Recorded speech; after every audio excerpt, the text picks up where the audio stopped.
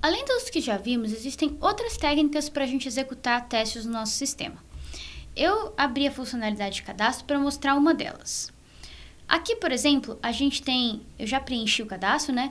E a gente tem algumas especificações de número máximo e mínimo de ter em cada campo. Na senha, por exemplo, se eu tirar aqui, ele vai aparecer que o mínimo da senha é 8. Então, tá correto. O mínimo que a gente pode ter nessa senha é 8 caracteres. Então, se eu colocar menos de 8 caracteres, essa mensagem deve aparecer. E se eu digitar muitos caracteres? O máximo dele é 18. Então, se eu digitar mais de 18, ele vai aparecer essa mensagem e não vai deixar eu fazer o meu cadastro.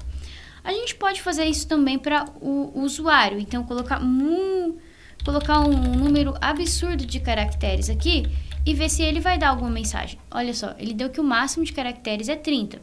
É importante ter esses máximos para a gente não colocar um nome muito grande e não fazer sentido no nosso sistema. Quando a gente testa um sistema, a gente pode colocar vários valores aqui. Então, eu poderia escolher qualquer e-mail, qualquer nome de usuário.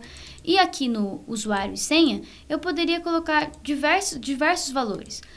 É uma boa prática, que chama teste limite, a gente testar esse valor máximo e mínimo.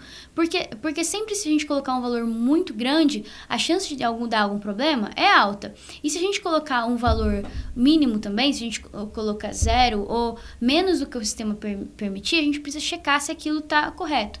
E se o valor mínimo daquele sistema, então, se a quantidade mínima de caracteres que eu posso pôr está correto e a máxima também. Então, aqui, por exemplo, a senha, ela tem 18 caracteres. Então, se eu colocar uma senha de exatamente 18 caracteres, é uma maneira de eu testar se o máximo está sendo mesmo o máximo. Isso, como eu falei, é um teste de limite. Outra técnica de teste que a gente tem é o teste de estado. O que é um teste de estado?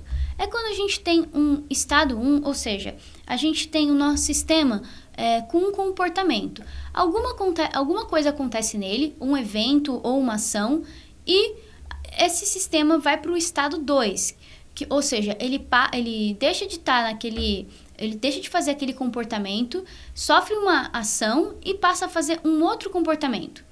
Em que funcionalidade do nosso sistema fazer esse teste de estado vai ser bom? Uma funcionalidade, por exemplo, é a funcionalidade de curtir fotos. Então, a gente tem um botão de curtir que ele está num estado onde ele está assim, vazio.